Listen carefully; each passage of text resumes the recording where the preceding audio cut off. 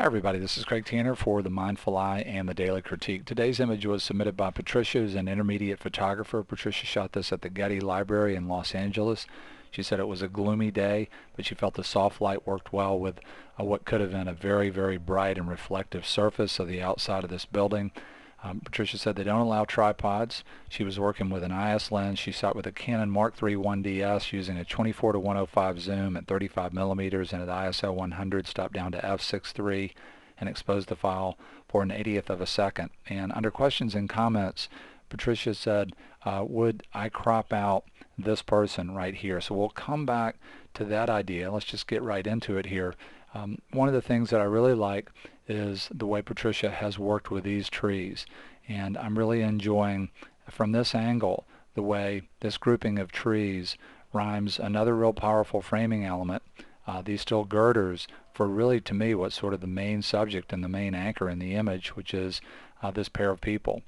The other thing that's really interesting about the people is in this particular moment their legs are rhyming, and you're getting again this idea of four. Very, very powerful. So I love the relationship of the framing and the people in the moment and the shape they're making. The other thing that I like here is the way Patricia is using these trees to break up what could have been an overwhelming negative space of just blown out sky with the overcast day. There's an overall pattern of sort of light and dark that's at one time breaking this up. But because that sort of pattern with the construction materials of the library continuing the light and dark, this all works pretty well to keep a balance. In a color file, having these areas of blown out white can be hard to get away with.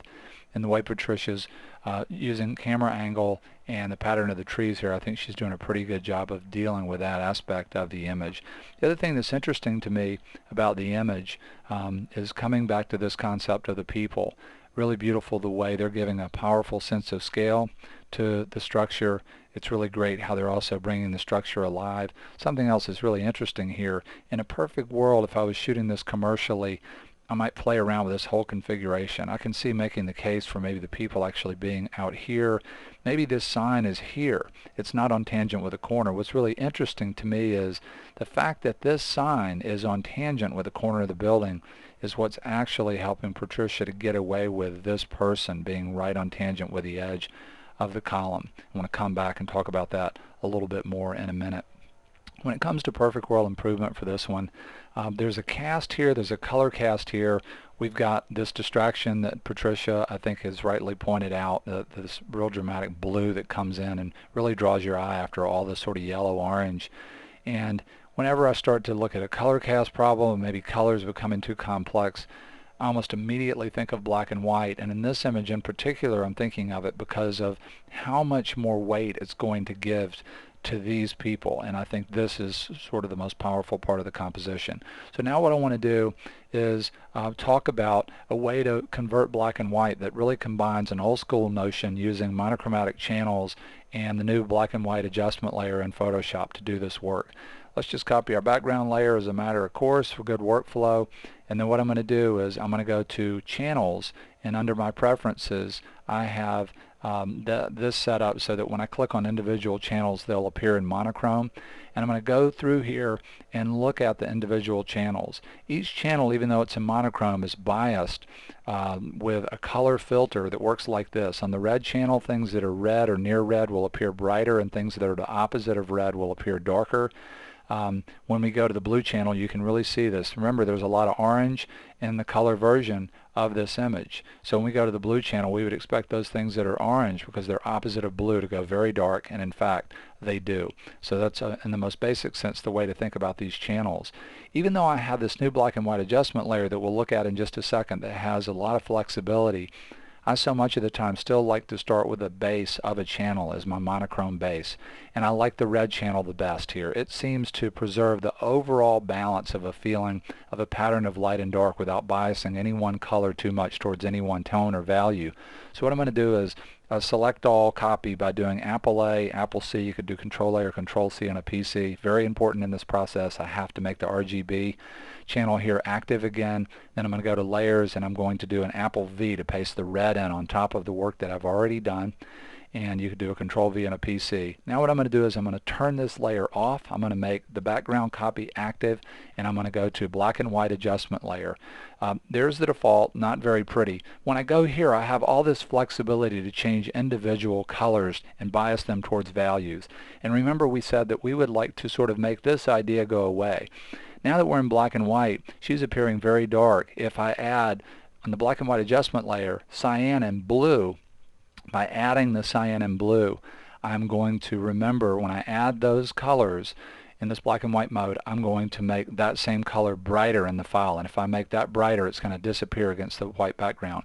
This has a little bit of a blue cast to it. Remember, I said I wanted to give this potentially more weight to even accentuate the tangency here to help me get away with the tangency of this person on the column. So let's go ahead and look at that. If I bring up cyan, sure enough, she's getting brighter, and I'm going to add blue to that. She's going to get even brighter. I like that a lot. Now I'm going to go to the trees and make them glow more. Remember, there's a lot of yellow-orange up there. So if I go to the yellow slider and add yellow, it will make those colors in the monochromatic version brighter. And so as I add yellow, sure enough, I get this really nice luminescent glow up in the trees, and I like that. I'm going to go right down here. Now I'm going to make the red layer active by clicking on the eyeball, and I am going to add a mask, and I'm going to make black my foreground color, and I'm going to grab the brush. And now when I paint with black, I'm going to knock a hole through the red layer to the layer, the black and white adjustment layer, where we did some specific work. And so with the not with the ass active, with the with the mask active, I am going to go to the brush. I'm going to make sure the hardness is 0% so the brush is very feathered, and I'm going to go to, in this case for this first adjustment, an opacity of 100%. I know that I want to make her go completely bright, so I'm going to get a little bit bigger brush, and I'm going to paint right on her, and that's going to make her fade into the space that is around her, and cut down on the power of that. Remember, I wanted to pop this, so I'm going to hit that with a brush and give that a little bit more weight. Now I'm going to go back to a lower opacity, and let's say somewhere around 15%. I'm going to get a bigger brush, and I'm going to make the trees glow a little bit more. And I'm going to bring up that part of the black and white adjustment layer. So I'm just going to give all this a lot more of a luminescent glow up in here, and I'm just hitting this at a low opacity, bringing this change up and looking at what's happening and sort of liking this glowing feeling now that I'm getting.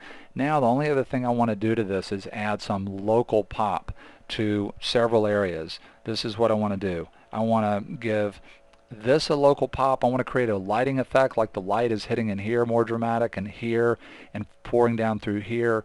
And then I want to give the overall image a little bit more or contrast. And I'm going to do that using levels. I'm going to go to levels. I'm going to overcorrect here. I'm going to add a crazy dramatic black point, real dramatic white point, something like that. And perfect. It's over the top, but I'm going to click here. Make black my background color by hitting the X key, Apple Delete or Control Delete to fill the mask. I'm going to go to the brush tool, and now what I'm going to do is at the same opacity, 15%, zero hardness on the brush, very feathered, I'm going to bias these areas that I really wanted to make sing a little bit more, create a little bit of a lighting effect. I like these girders and the way they rhyme off of the trees. I want to make it look like the light is pouring down in here a little bit more, this a little bit more pop, and this a little bit more out in here. And then what I'm going to do is get a bigger brush and then hit the whole image and give the whole thing a little bit more sing, and continue to sort of bias this, which is the anchor of the image, down in here. Just give the whole thing a little bit more pop, and there we go. I'm liking it. So this is where we started, and this is where we've ended up. Want to say a huge thank you to Patricia for giving us a really beautiful architectural shot. I love the way that she's included the people to make the building come alive, to give it a sense of scale, to create a real strong anchor in this image. And we hope to see you again soon on the Mindful Eyes Daily Critique. Thanks a lot, everybody.